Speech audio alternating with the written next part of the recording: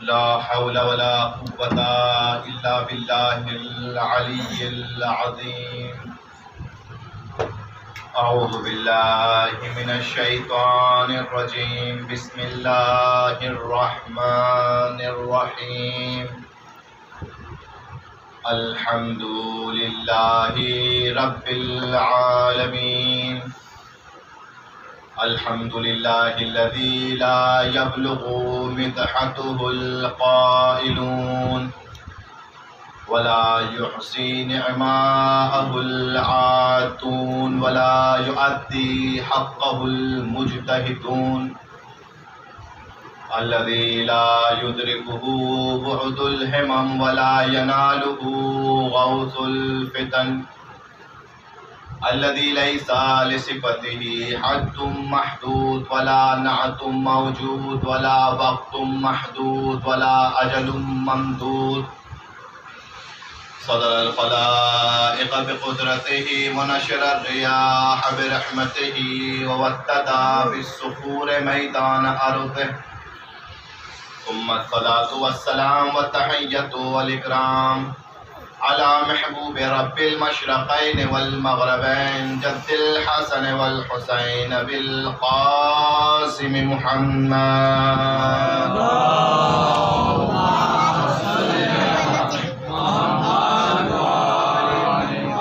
وعلى أهل بيته الأطيبين الأطهرين المعصومين المظلومين الذين أذهب الله عنهم الرجس وطهرهم تطهيرا. اللهم صل على محمد واللعنة الدائمة على أعدائهم أجمعين من يوم عداوتهم إلى قيام يوم الدين. أما بعد، قال الله الحكيم في كتابه الكريم. بسم الله الرحمن الرحيم. هل أتى على الإنسان حين من الدهر لم يكن شيئا مذكورا. إنا خلقنا الإنسان من نطفة أمشاج نبتليه فجعلناه سميعا بصيرا. إنا هديناه السبيل إما شاكرا وإما كفورا. صلوات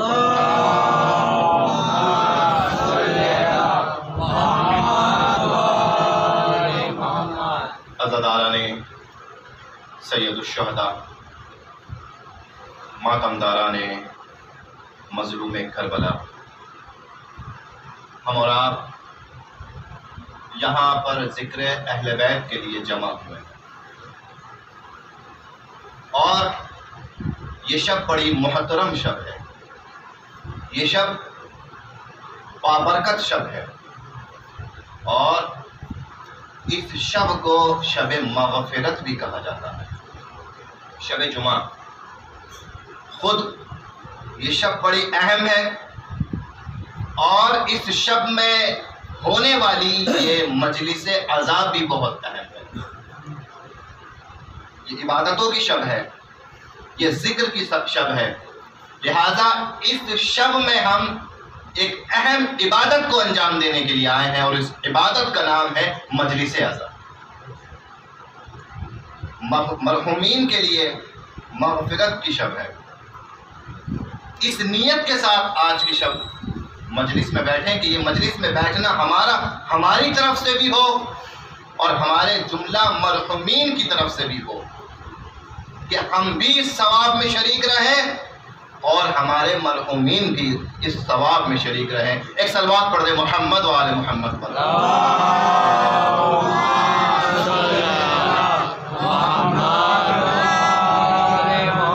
آج کی رات پروردگار عالم کی رحمتوں کا دروازہ کھلا ہوا ہے اور جو اس دروازے پہ آئے گا اور سوال کرے گا تو آج خدا اپنے دروازے سے اپنے بندے کو خالی ہاتھ واپس نہیں پلٹائے گا. کھلا ہوا ہے اس کی رحمت کا دروازہ. آئیں خدا کے دروازے پہ اپنے ہاتھوں کو پھیلائیں اور خدا سے طلب کریں کہ پروردگار آج کی رات میں میری دعاؤں کو مستجاب کر دے. آئیں خدا کے دروازے پہ خدا کے دروازے پہ نہ آئیں گے تو عزیزو کس کے دروازے پہ جائیں گے؟ یہ حقیقت ہے دنیا کی کہ دنیا میں کسی کے دروازے پر ضرورت کے وقت جانا انسان کی عزت میں کمی کر سکتا ہے۔ کسی کے دروازے پہ کوئی جائے ضرورت کے وقت میں سوال کرے تو کیا ہوگا؟ اس کی عزت ہوگی؟ نہیں، اس کی عزت میں کمی ہوگی۔ لوگ اسے ذلیل کریں گے، رسوا کریں گے، طرح طرح سے اس کو پریشان کریں گے، کوئی اس کو دے گا کوئی نہیں دے گا۔ تو یہ لوگوں کے دروازے ہوتے ہیں کہ جہاں جانے میں ذلتیں ہیں، رسوائی ہے، مگر وہ خدا کا دروازہ ہے کہ جو اس دروازے پہ آ کے مانگتا ہے وہ اتنا اسے عزتیں دیتا چلا جاتا ہے۔ دنیا کے دروازوں پہ جاؤ گے تو لوگ رسوا کریں گے، میرے دروازے پہ آ جاؤ گے میں تمہیں عزت دار بنا دوں گا۔ میرے دروازے پہ آؤ، خدا کے دروازے پہ آئے۔ اور دیکھیں عزیزان محترم، کبھی دیکھا ہے آپ مانگنے والوں کو دیکھا ہے؟ مانگنے والے جو ہوتے ہیں، اگر آپ کے پاس کوئی مانگنے والا آیا اور کہنے لگا کہ وہ خدا کی راہ میں میری مدد کر دیجئے، تو آپ نے اس کی مدد کر دی۔ تھوڑی دیر گزری تھی، پھر وہی مانگنے والا آ گیا، کہنے لگا خدا کی راہ میں میری مدد کر دیجئے۔ آپ کہیں گے ابھی تو تھوڑی دیر پہلے دیا تھا، پھر میرے ہی پاس آ گیا، چلے دوسری بار بھی آپ مدد کر دیں گے۔ اگر وہی شخص تیسری بار آ جائے اور آپ سے اپنی ضرورتوں کو بیان کرے تو آپ کہیں گے کیا پورے شہر میں میرا ہی دروازہ نظر آتا ہے؟ پورے شہر میں میرا ہی دروازہ نظر آتا ہے کہ بار بار میرے دروازے پر چلے آتے ہو، جاؤ کسی اور کے دروازے سے مانگو۔ تو یہ دنیا کے دروازے ہیں کہ بار بار آنے سے یہ دنیا والے ناراض ہو جاتے ہیں، اور اس کا دروازہ ہے کہ اگر اس دروازے پر بار بار نہیں جائیں گے تو وہ ناراض ہو جائے گا۔ دنیا والے کہتے ہیں میرے دروازے پہ بار بار مت آنا، مگر اوپر والا کہتا ہے، خدا کہتا ہے میرے بندو میرے دروازے پہ بار بار آنا، جتنی بار آؤ گے اتنی بار تمہارے ہاتھوں پر اپنی رحمتیں رکھ دوں گا، جتنی بار آؤ گے اتنی بار اپنی عطائیں تم پر نچھاور کر دوں گا۔ دنیا کے دروازوں میں اور خدا کے دروازے میں فرق ہے عزیزوں۔ ایک اور فرق بیان کروں دنیا والوں کے دروازے میں اور خدا کے دروازے میں۔ آپ دنیا میں کسی کے دروازے پر ضرورت کے وقت دن میں چلے جائیں تو صاحب خانہ، گھر کے مالک ہو سکتا ہے آپ کی مدد کر دیں، مگر ذرا رات کے 2 بجے جب وہ گہری نیند میں سو رہے ہو ان کے دروازے کو کھٹکھٹا کے دیکھیے۔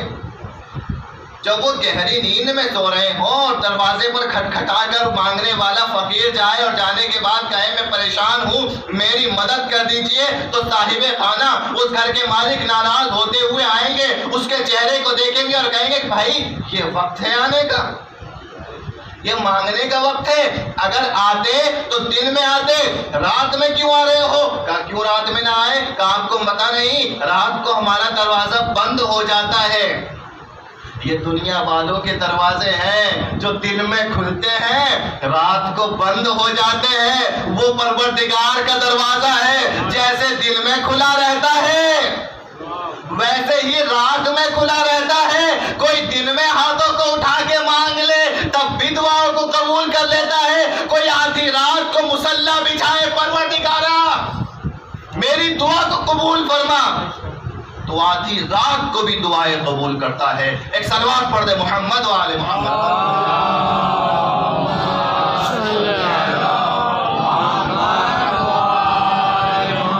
اور کہتا ہے وہ میرے بندے آدھی رات کو میری رحمت کا خاص دروازہ خاص بندوں کے لیے تو کھلتا ہے،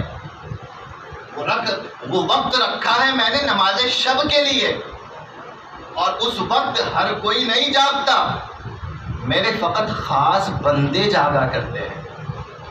آپ نے دیکھا ہوگا دن میں ہو سکتا ہے تمام بندے اس کی بارگاہ میں دعا کرتے ہو، جاگتے ہو، دن میں اس سے دعائیں مانگتے ہو، مگر رات میں بڑے مختصر سے بندے ہوتے ہیں جو مصلی پر جا کے نماز شب پڑھ کے اس سے دعا مانگتے ہیں۔ پروردگار کہتا ہے تو میرے لیے خاص وقت نکال کے اپنے ہاتھوں کو پھیلا رہا ہے، دعا مانگ رہا ہے، میں بھی دنیا والوں سے زیادہ ایک خاص رحمت تیری طرف بھیجوں گا، ایک خاص عطا تجھ پہ ہوگی۔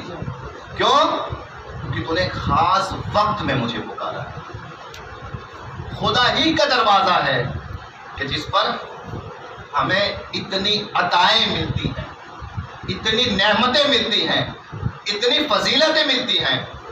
دنیا میں یا تو خدا کے دروازے پر اتنی فضیلتیں ملتی ہیں یا اہل بیت کے دروازے پر اتنی فضیلتیں ملتی ہیں۔ جانے والا نہ خدا کے دروازے سے خالی ہاتھ کبھی جاتا ہے، نہ اہل بیت کے دروازے سے کبھی خالی ہاتھ جاتا ہے، نہ خدا کبھی رد کرتا ہے اپنے بندے کو، نہ اہل بیت کبھی رد کرتے ہیں اپنے بندے کو۔ اور یہ اہل بیت کا در وہ در ہے کہ جو اس در پہ آ کر اپنے سر کو جھکا دیتا ہے، یہ اس کے سر کو دنیا والوں کے سامنے اٹھا دیتے ہیں۔ اس در پہ کوئی مسلمان آتا ہے، صاحب ایمان بن جاتا ہے، صاحب ایمان سے سلیمان بن جاتا ہے، سلمان سے فخر سلیمان بن جاتا ہے۔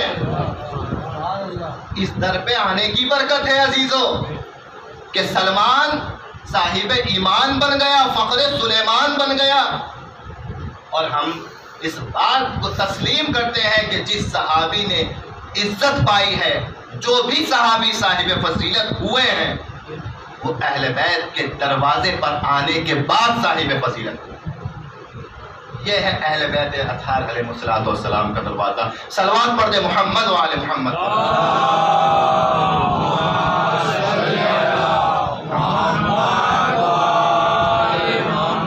تو بہت سی عبادتیں آج کی رات میں کی جاتی ہیں۔ دعائے کمیل آج کی رات پڑھی جاتی ہے، اور اس کے علاوہ زیارت وارثہ، زیارت امام حسین آج کی رات مخصوص ہے۔ اور کیا چیز ہے کہ جو آج کی رات بڑے اہتمام سے پڑھنی چاہیے؟ کون سی چیز ہے کہ جس کی بہت زیادہ علماء نے تاکید کی ہے؟ وہ ہے حدیث قصہ۔ حدیث قصہ کے بارے میں کہا گیا ہے کہ ہمارے چاہنے والے حدیث قصہ کو شب جمعہ فراموش نہ کریں۔ ایک شعار ہے، ایک نشانی ہے، ایک سمبل ہے اہل بیت کے چاہنے والوں کا حدیث قصہ۔ حدیث قصہ کوئی عام دعا، عام چیز نہیں ہے۔ حدیث قصہ بڑی ہی محترم اور بڑی ہی معتبر دعا کا نام ہے، بڑی معتبر دعا کا نام ہے۔ آپ جانتے ہیں حدیث قصہ کیا ہے؟ آپ نے شب جمعہ محراب سے حدیث قصہ سنی ہے، آج میں چاہتا ہوں ممبر سے حدیث قصہ پڑھوں، اور توجہ کے ساتھ میں سنیے گا اور ترک کیجئے گا کہ حدیث قصہ کس معرفت کے خزانے کا نام ہے۔ اگر ہم حدیث قصہ کو سمجھ گئے تو کتنے فضائل کے پہلو ہمارے سامنے روشن ہو جائیں گے۔ حدیث قصہ کس نے نقل کی؟ شروع ہوتی ہے حدیث قصہ کس کے نام سے؟ کس کے نام سے حدیث قصہ شروع ہوتی ہے؟ اس کا حدیث قصہ شروع ہوتی ہے بسم اللہ الرحمن الرحیم ان فاطمۃ الزہرا سلام اللہ علیہا۔ صلوات پڑھتے محمد و آل محمد۔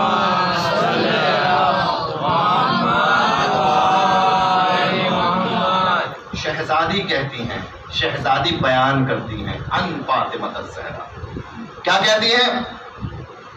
دخلت علی ابی رسول اللہ فی بعض الایام، میرے بابا ایک دن میرے گھر تشریف لائے، فقال السلام علیک یا فاطمہ، اور کیا کہا؟ سلام ہو تم پر فاطمہ۔ ہونا تو یہ چاہیے تھا۔ ابتدا میں ایک بات بیان کر دوں، رسول کی منزلت زیادہ ہے یا فاطمہ کی منزلت زیادہ ہے؟ رسول کی منزلت، نبیوں کے سردار ہے رسول، منزلت کے اعتبار سے، منصب کے اعتبار سے، عہدے کے اعتبار سے رسول کی منزلت زیادہ ہے، اور رشتے کے اعتبار سے، رشتے کے اعتبار سے بھی رسول کی منزلت زیادہ ہے۔ کون ہے؟ بی بی فاطمہ زہرا کے بابا ہے سلام پہلے کس کا ہونا چاہیے تھا؟ پہلے کون سلام کرتا؟ کہا پہلے بی بی سلام کرتی. مگر حدیث قصہ شروع ہوئی کیسے شروع ہوئی؟ السلام علیک یا فاطمہ، اے فاطمہ آپ پر سلام ہو. تو میں سوال کروں گا کہ اے بی بی یہ کیا ہو رہا ہے؟ آپ کو سلام کرنا چاہیے مگر رسول پہلے آپ کو سلام کر رہے ہیں. کہا یہی تو رسول خدا فاطمہ زہرا کی فضیلت بتانا چاہتے ہیں. دنیا کا ہر انسان اگر رسول کے سامنے جائے گا تو فخر محسوس کرے گا کہ وہ رسول کو سلام کرے اور رسول جواب دے. ساری کائنات فخر کرے گی کہ وہ رسول کو سلام کرے اور کائنات کا رسول فخر کرے گا کہ میں فاطمہ کو سلام کروں.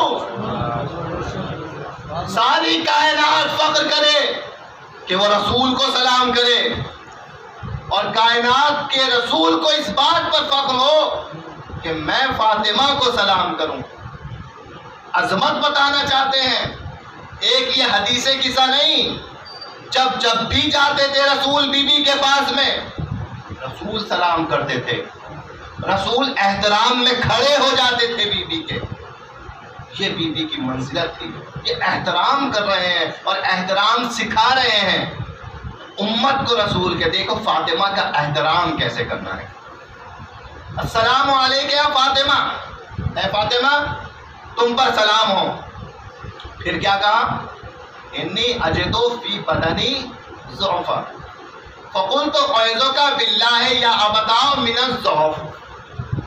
اے فاطمہ میں اپنے بدن میں نکاہت محسوس کر رہا ہوں، کمزوری محسوس کر رہا ہوں. اور بی بی نے کیا کہا؟ اعوذک باللہ یا ابتاء من الضعف. اے رسول، اے میرے بابا، میں آپ کو اللہ کی پناہ دیتی ہوں، اللہ کی پناہ میں دیتی ہوں. اللہ آپ کو اس نکاہت اور اس کمزوری سے بچائے.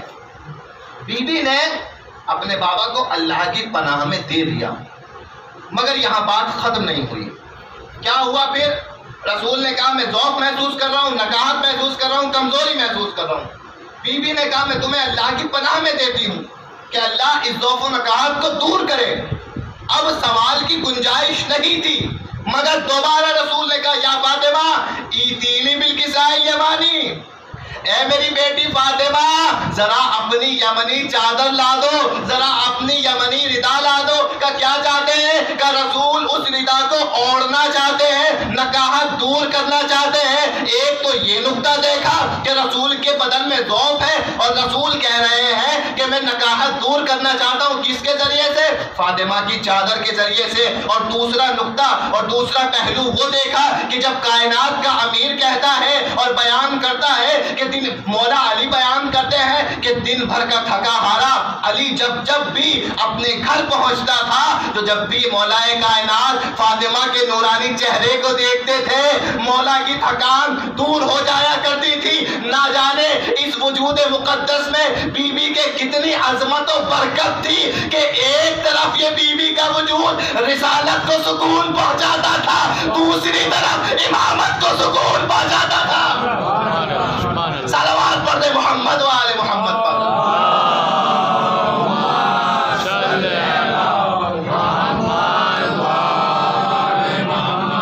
فقط رسالت کو نہیں، رسالت کو ایک طرف سے سکون ملا بی بی کے وجود کے ذریعے سے، امامت کو ایک طرف سے سکون ملا بی بی کے وجود کے ذریعے سے.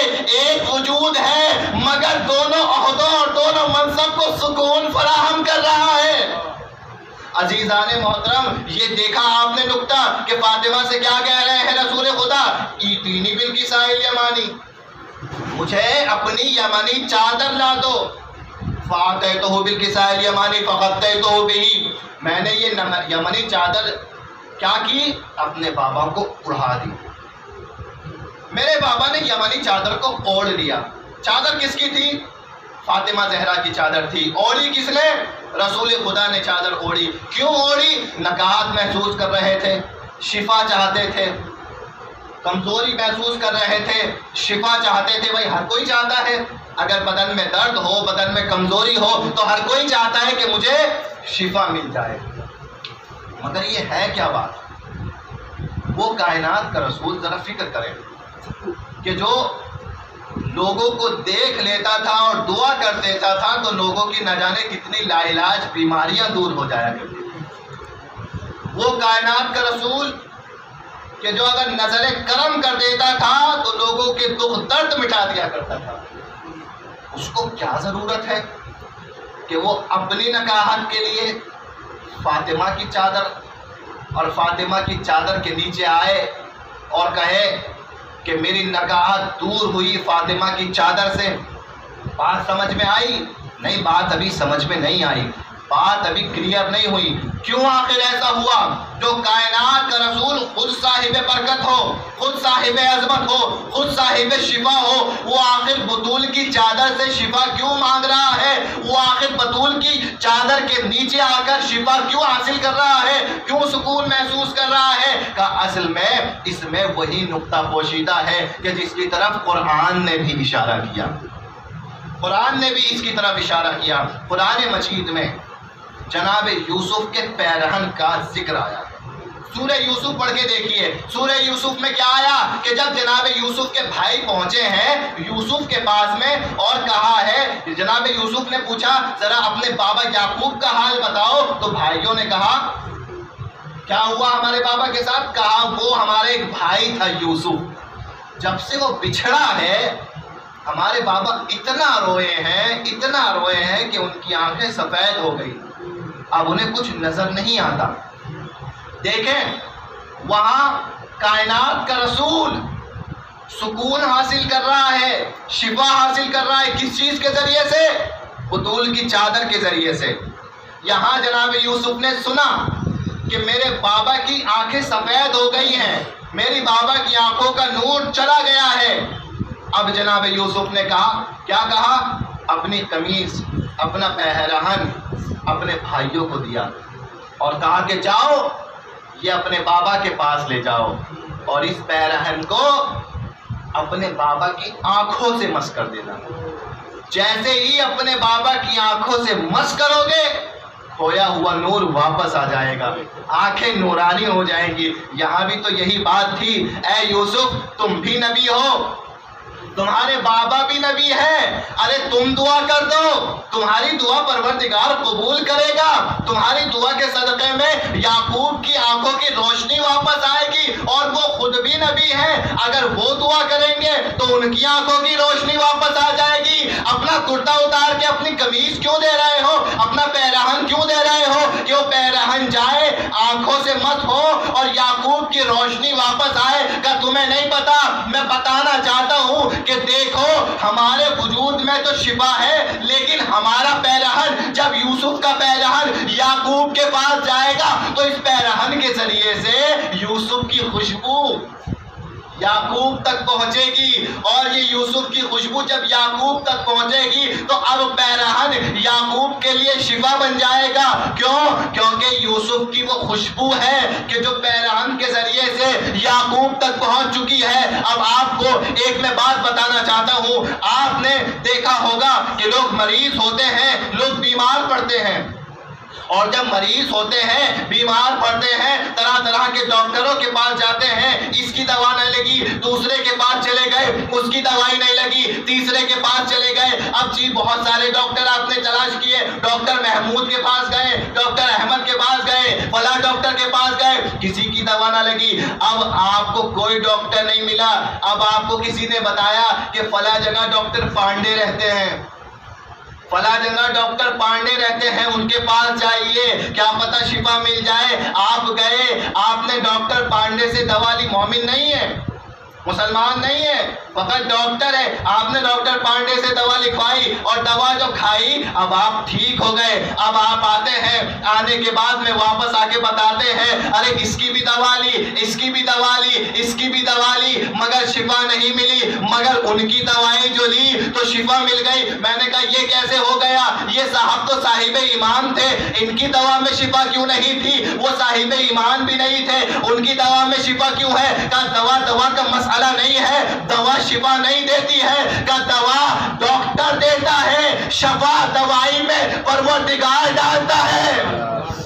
عزیزان گرامی، میں یہی بتانا چاہتا ہوں کہ جو پروردگار ارے کسی کی دوا میں اپنی رحمت کے ذریعے شفا ڈال سکتا ہے، وہ فاطمہ کی چادر میں بھی شفا ڈال سکتا ہے۔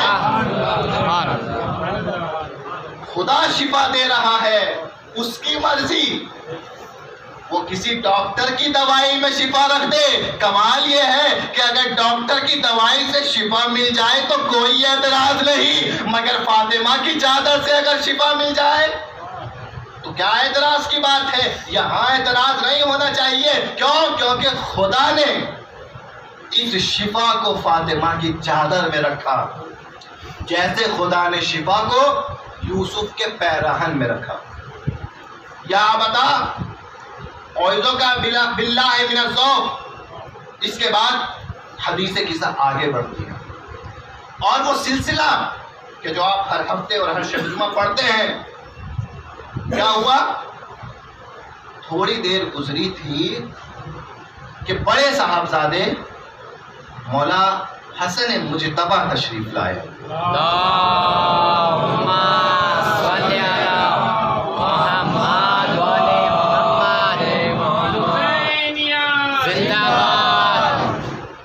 اور آنے کے بعد کیا کہا؟ یا امت السلام علیکہ یا اماں، آپ پر سلام ہو، انی اجل، اور اس کے بعد کیا کہا؟ انی اشم عندک رائحۃ طیبہ کأنہا رائحۃ جدی رسول اللہ۔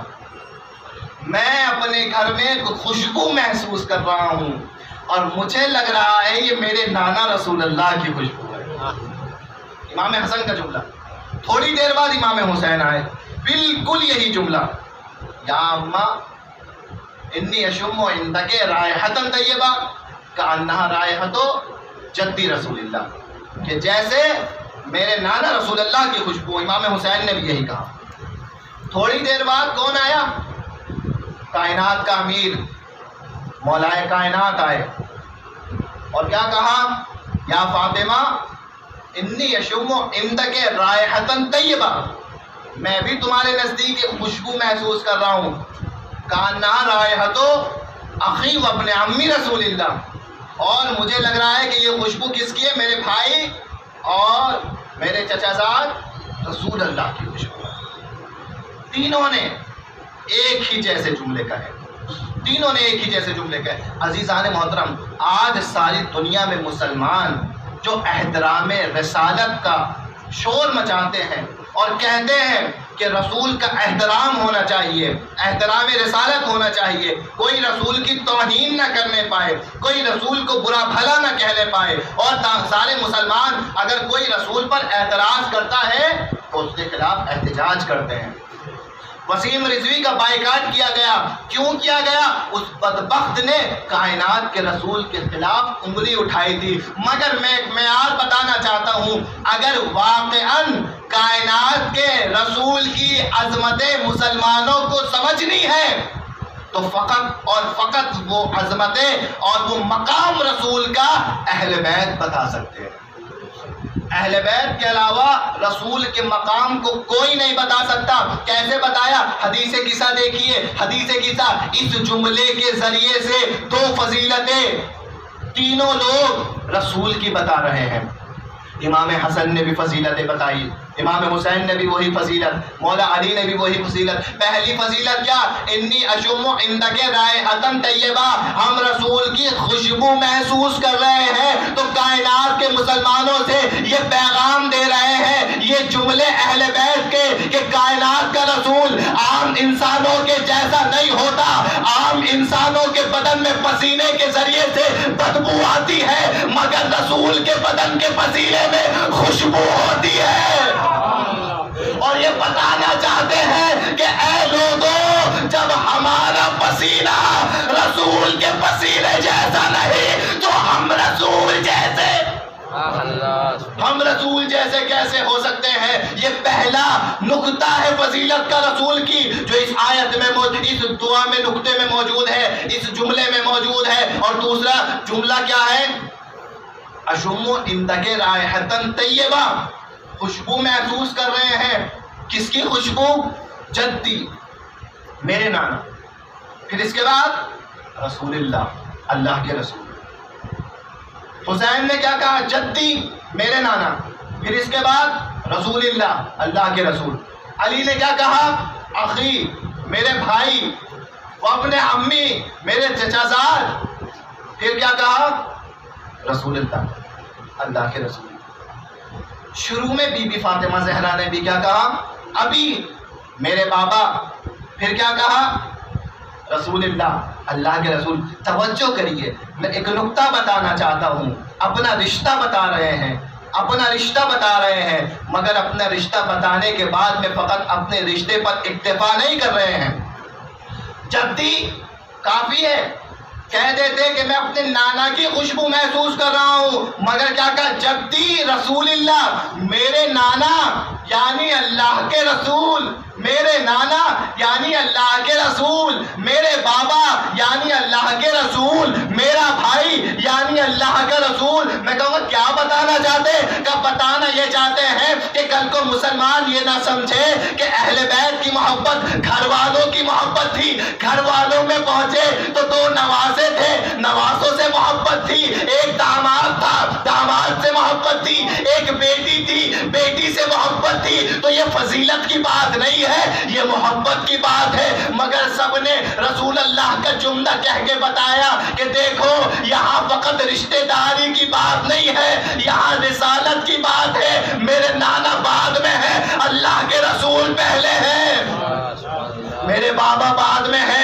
اللہ کے رسول پہلے ہے۔ اور اسی لیے بتانا چاہا ہے کہ کہیں کوئی یہ نہ کہہ دے کہ محبت گھر والوں سے تھی، اسی لیے کہہ دیا انہم منی وانا منہم، یہ مجھ سے ہے میں اس سے ہوں۔ کہا نہیں، یہ اہل بیت رشتہ داروں کی فضیلت کا نام نہیں ہے، رشتہ داروں کی محبت کا نام نہیں ہے، بلکہ یہ منصب رسالت کا نام ہے۔ اگر فقط رشتہ دار ہوتے تو یہ اپنا رشتہ بتا دیتے، رسول نہ کہتے۔ یہی اہتمام کیا حدیث قصہ میں، اور یہی اہتمام پروردگار عالم نے غدیر کے میدان میں کیا۔ غدیر کے میدان میں جب اہتمام کیا تو کس طریقے سے اہتمام کیا کہ وہ پروردگار جو اپنے حبیب کو کبھی طٰہٰ کہہ رہا تھا، کبھی یاسین کہہ رہا تھا، کبھی مزمل کہہ رہا تھا، علی کی ولایت کا اعلان کرانے کے لیے جب آیت بھیجی تو کیا کہا؟ یا ایھا الرسول، اے رسول یہ اعلان کر دیجئے۔ میں کہوں گا پروردگار یہاں رسول کہہ کر خطاب کیوں کر رہا ہے؟ کہا تاکہ زمانہ سمجھ لے یہ بھائی بھائی کی بات نہیں ہے، یہ رسول اللہ کی منصب کی بات ہے۔ سمجھانا ہے زمانے کو کہ یہاں رشتہ داری کی بات نہیں ہے، منصب رسالت کی بات ہے۔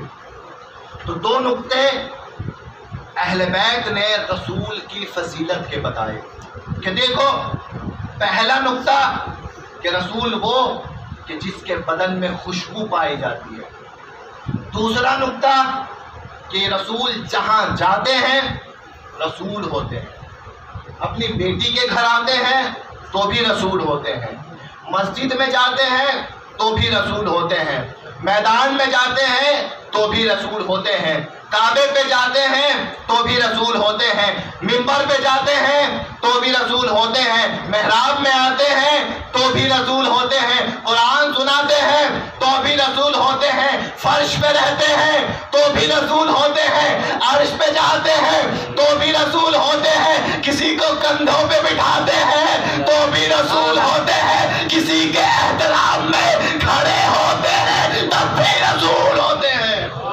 صلوات پڑھے محمد و آل محمد پر۔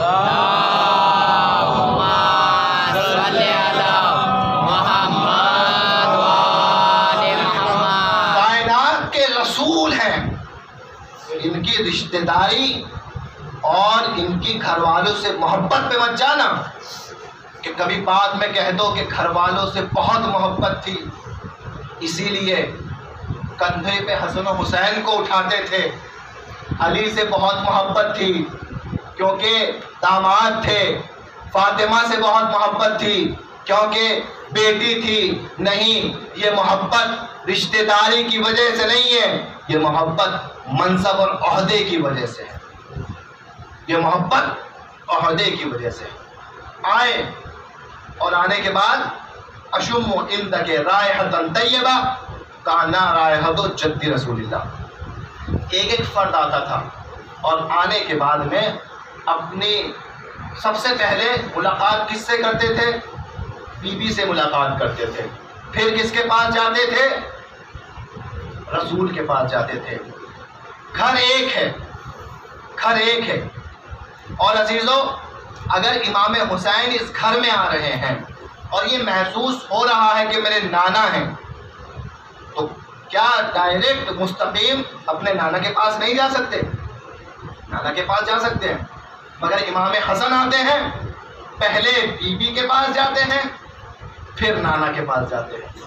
امام حسین آتے ہیں، پہلے اپنی والدہ کے پاس جاتے ہیں، پہلے بی بی فاطمہ کے پاس جاتے ہیں، پھر نانا کے پاس جاتے ہیں. مولا علی آتے ہیں، پہلے فاطمہ کے پاس جاتے ہیں، پھر رسول کے پاس جاتے ہیں.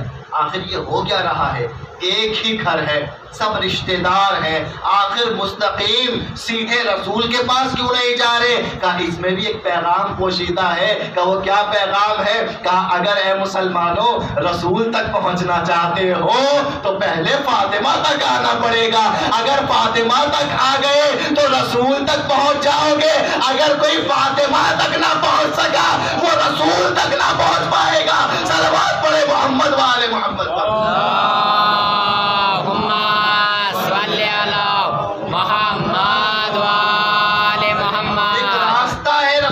پہنچنے کا فاطمہ. حسن پہلے فاطمہ کے پاس آئے، پھر رسول کے پاس پہنچے. حسین پہلے فاطمہ کے پاس آئے، پھر رسول کے پاس پہنچے. علی بھی پہلے فاطمہ کے پاس آئے، پھر رسول کے پاس پہنچے. پہلے فاطمہ کے پاس آئے، سلام کیا، پھر رسول کے پاس آئے اور رسول کے پاس آ کے سب سے پہلے کیا کہا؟ السلام علیک یا جدی رسول اللہ.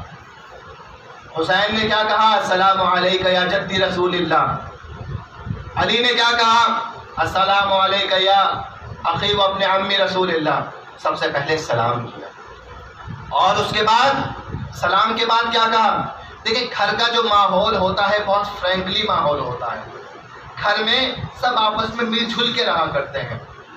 ایسا ماحول نہیں ہوتا کہ مثلا اگر بچہ کسی اور کے گھر جا رہا ہے، آپ کا بچہ کسی اور کے گھر جا رہا ہے، تو اخلاق یہ ہے کہ کسی بھی کمرے میں جائے تو پوچھ کے جائے، کیا میں یہاں جا سکتا ہوں؟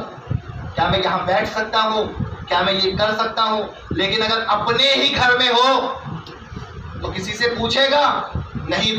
پوچھے گا. کیوں؟ کیونکہ اپنا گھر ہے. مگر حسن آتے ہیں، آنے کے بعد کہتے ہیں یا رسول اللہ اجازت ہے کہ میں چادر کے نیچے آؤں؟ اپنا ہی گھر ہے، اپنے ہی نانا ہے، مگر پھر بھی اجازت. حسین آتے ہیں، یا رسول اللہ اجازت ہے کہ میں آپ کے ساتھ بیٹھوں؟ اجازت ہے کہ میں چادر کے نیچے آؤں؟ مولا کائنات آتے ہیں، یا رسول اللہ اجازت ہے کہ میں چادر کے نیچے آؤں؟ میں کہوں گا سب آپ آپس میں رشتہ دار ہیں، ایک ہی گھر میں رہنے والے لوگ ہیں، ایک ہی چھت کے نیچے رہنے والے لوگ ہیں، پھر بھی چادر کے پاس آ کے بار بار اجازت کیوں مانگ رہے ہیں؟ کہا اس لیے اجازت مانگ رہے ہیں کہ یہ بستر رسول کا بستر ہے اور اس رسول کے بستر پر بیٹھنے کے لیے اگر نواسا بھی آئے گا تو اجازت لے گا، اگر بھائی بھی آئے گا تو اجازت لے گا، اگر بیٹی بھی آئے گی تو اجازت لے گی. عزیزو وہ تو بستر تھا جہاں بغیر اجازت کے آیا نہیں جا سکتا. جب رسول کے بستر پر بغیر اجازت کے کوئی نہیں آ سکتا تو رسول کے ممبر پر بغیر اجازت، رسول کے ممبر پر بغیر اجازت کے کیسے آ سکتا ہے؟ ہاں وہی رسول کے ممبر پر آ سکتا ہے کہ جسے رسول نے چادر میں آنے کی اجازت دی ہو، اور چادر میں آنے کی اجازت فقط علی کو ملی اور کسی کو نہ ملی. صلوات پڑھے محمد وآل محمد. اللہم صلی علی محمد وآل محمد. علی کو اجازت ملی، وگرنہ رسول کے بعد میں اور جتنے بھی لوگ رسول کے منبر پہ آئے ہیں کسی کو اجازت نہیں تھی آنے کی، مگر علی کو اجازت تھی. کیوں؟ کیونکہ علی نے اس وقت بھی اجازت مانگی تھی جب چادر کے نیچے جا رہے تھے تو رسول نے کہا تھا، کیا کہا تھا؟ اے علی اجازت ہے چلے آؤ۔ اجازت ملی اور رسول کی چادر میں رسول کے ساتھ علی آئے ہیں، اور جس وقت میں یہ پانچوں نور جمع ہوئے ہیں، فلما اکتملنا جمیعا تحت الکساء، بی بی فاطمہ زہرا کہہ رہی ہیں فلما اکتملنا جمیعا تحت الکساء، جب ہم 5 کے 5 افراد چادر کے نیچے اکٹھے ہو گئے، اخذ ابی رسول اللہ بطرفی الکساء، میرے بابا رسول اللہ نے چادر کے دونوں کونوں کو پکڑ لیا۔ جملے دیکھیے گا، اخذ ابی رسول اللہ بطرفی الکساء، چادر کے دونوں کونوں کو پکڑ لیا۔ اللہ جانے کیا مقصد ہو چادر کے دونوں کونوں کو پکڑنے کا، مگر میرے دماغ میں، میرے ذہن میں ایک ہی بات آتی ہے، وہ کیا؟ ادھر بی بی نے کہا ہم تکمیل ہو گئے 5، ہم 5 جمع ہو گئے، ہم 5 مکمل ہو گئے، اس کا مطلب اب کسی کے آنے کی گنجائش نہیں ہے، اب اور کوئی اس چادر کے نیچے نہیں آ سکتا۔ اسی چیز کو بتانے کے لیے رسول خدا نے دونوں کونوں کو چادر کے پکڑا کہ اگر کوئی آنا بھی چاہے تو اسے پتہ لگ جائے کہ دیکھو چادر میں فقط پنجتن کی جگہ تھی اور یہ پنجتن چادر میں اکٹھا ہو چکے ہیں، اب کوئی نہیں ہے کہ جو چادر کے نیچے آ سکے۔ کیوں؟ کیونکہ چادر میں بتانا ہے کہ اہل بیت کون ہے، چادر میں یہ بتایا جائے گا کہ اہل بیت کون ہے، اب کسی کو آنے کی اجازت نہیں ہے۔ شاید لوگ یہ سوچتے ہوں کہ اس لیے آنے کی اجازت نہیں ہے کہ بھائی ایک چادر ہے، اس ایک چادر کے نیچے 5 لوگ آ چکے ہیں، اب شاید جگہ نہیں بچی، اتنی جگہ نہیں ہوگی کہ چادر کے نیچے کوئی چھٹا آ جائے۔ کہا نہیں، جگہ تو ہے۔ کہا کیسے پتہ جگہ ہے؟ کہا ابھی چھٹا آنے والا ہے، آنے والا ہے چھٹا۔ کا چادر کے کونوں کو پکڑ کے بتایا کہ اب کسی کے لیے جگہ نہیں ہے، مگر جبریل کو اجازت دے کے بتایا کہ دیکھو اب بھی اس چادر کے نیچے وہی آ سکتا ہے کہ جس کے پاس عصمت پائی جاتی ہو، اور جبریل کے پاس عصمت ہے اور کوئی نہیں آ سکتا اس چادر کے نیچے۔ اخذ ابی رسول اللہ پہ طرف الکساء، اور اپنی چادر کے دونوں کونوں کو پکڑ لیا، اور اس کے بعد یہاں تک کی حدیث قصہ بی بی فاطمہ زہرا کی زبان سے بی بی بیان کر رہی ہے نا، اس کے بعد کے جملے بی بی نے اپنے بابا کی زبان سے بیان کیے، اور پھر اس کے بعد کے جملے کس کی زبان سے ہیں؟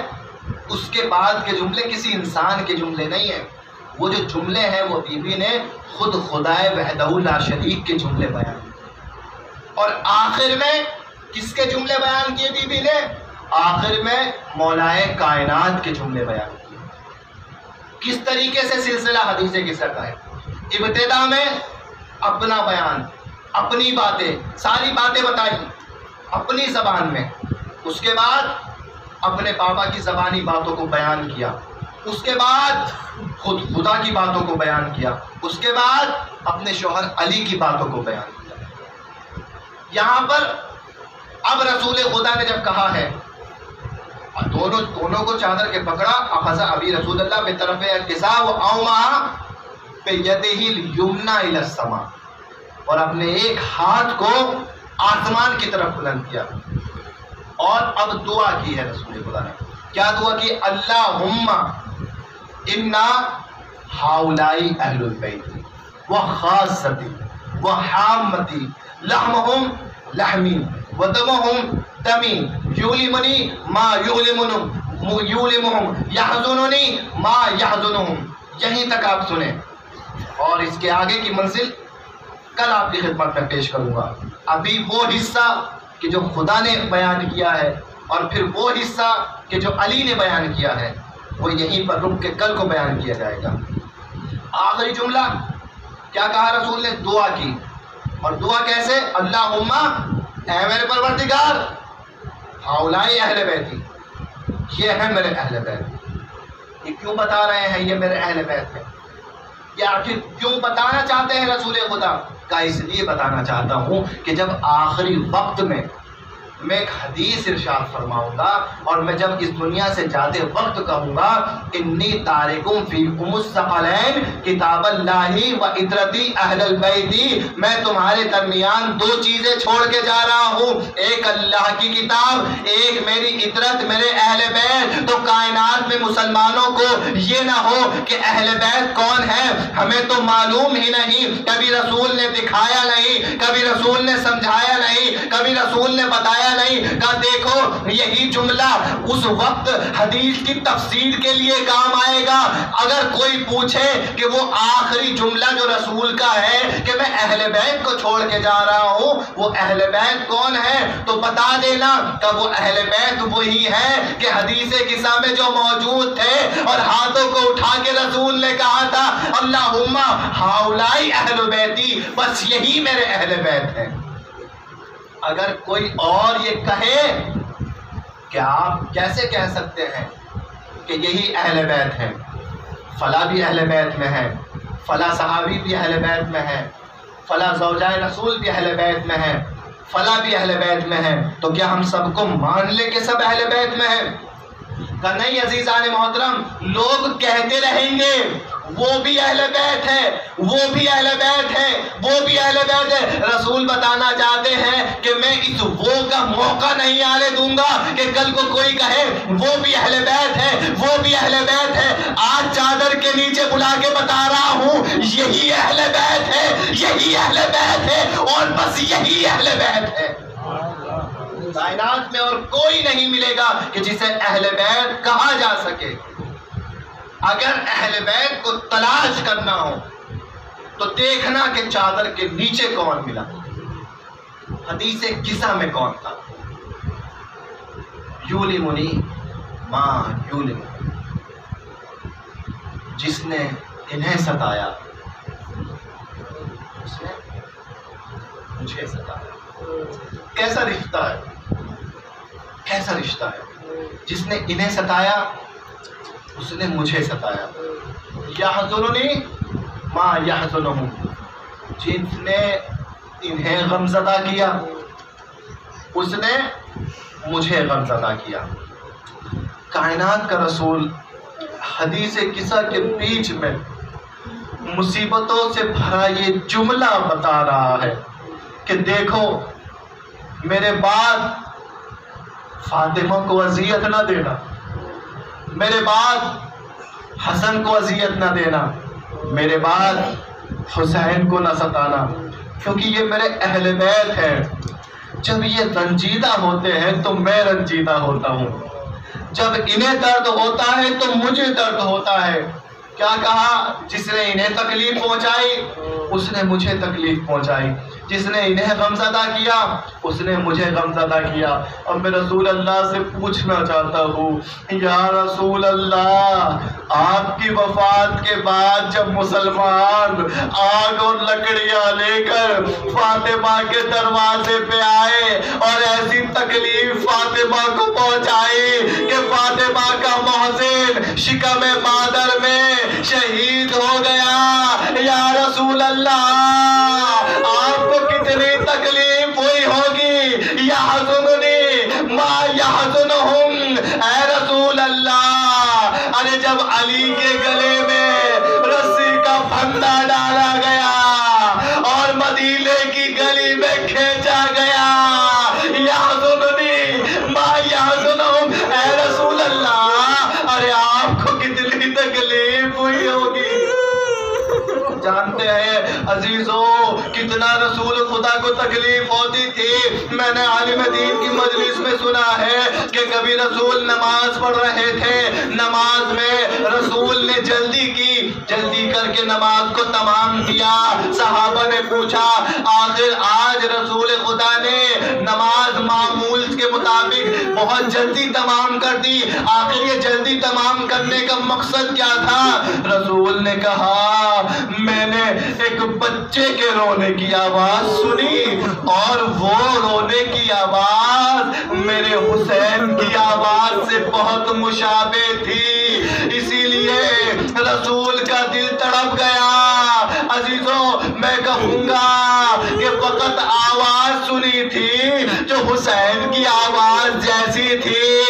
یا رسول اللہ، ارے کربلا میں آئیے، حسین کہہ رہے ہیں انا قتیل الابرار، اے نانا، ارے مجھے رلا رلا کے مارا گیا، کبھی اکبر کے جنازے پہ رویا، کبھی قاسم کی میت پہ رویا۔ خدا آپ کو کوئی غم نہ دے سوائے غم مظلوم کربلا کے۔ کربلا تیار ہونے والی ہے، قافلہ کربلا کی طرف گامزن ہے۔ 2 محرم کو سن 61 ہجری میں قافلہ کربلا میں پہنچ گیا۔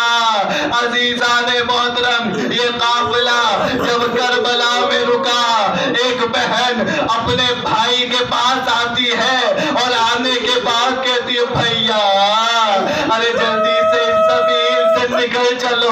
کہا بہنا کیا بات ہے؟ کہا میرا دل بڑا تڑپ رہا ہے۔ کہا آخر کیوں تڑپ رہا ہے؟ کہا بھیا ارے جب سے اس زمین پہ وارد ہوئے ہیں کسی بی بی کے رونے کی آواز آ رہی ہے۔ اے زینب، ارے تم نے نہیں پہچانا، یہ ہماری ماں فاطمہ ہے، ارے جو ہم سے پہلے کربلا میں آ چکی ہے۔ اے زینب، یہ اماں کی آواز ہے۔ خدا آپ کو کوئی غم نہ دے سوائے غم حسین مظلوم کے۔ یقیناً اس مجمع میں، اس مجلس میں 3 بیویاں تو ضرور پرسہ لینے کے لیے آئی ہے۔ ایک ٹوٹی ہوئی قبر سے بقیہ سے فاطمہ زہرا ہے، ایک جناب زینب، ایک جناب سکینہ۔ ارے جب آپ کے روتے ہوئے چہروں کو دیکھتی ہے تو پوچھتی ہے پھوپھی اماں ارے یہ کیوں رو رہے ہیں؟ کہا یہ تیرے بابا کے غم میں رو رہے ہیں۔ کہا پھوپھی اماں یہ رو رہے ہیں، انہیں کوئی تماچے نہیں مار رہا، مگر میں جب بھی اپنے بابا کو روتی تھی شمر تماچے لگاتا تھا، ارے مجھے اپنے بابا کو رونے نہ دیا۔ اے شہزادی، یہ غلام آنسوؤں کا نذرانہ لے کر آئے۔ بی بی سکینہ کہتی ہے یہ سب ہمارے چاہنے والے ہیں۔ زینب کہتی ہے ہاں یہ سب عزادار ہیں۔ تو سکینہ کہتی ہے پھوپھی اماں ارے کاش یہ عزادار کربلا کے میدان میں ہوتے تو میرے بابا قتل نہ ہوتے، کاش یہ عزادار کربلا میں ہوتے تو میرا بھیا شہید نہ کیا جاتا، کاش یہ عزادار کربلا میں ہوتے تو ہم پر پانی بند نہ ہوتا۔ سیعلم الذین ظلموا أَیُّ الْقَلَبِ يَنْقَلِبُونَ إِنَّا لِلَّهِ وَإِنَّا إِلَیْهِ رَاجِعُونَ۔ ماتم حسین۔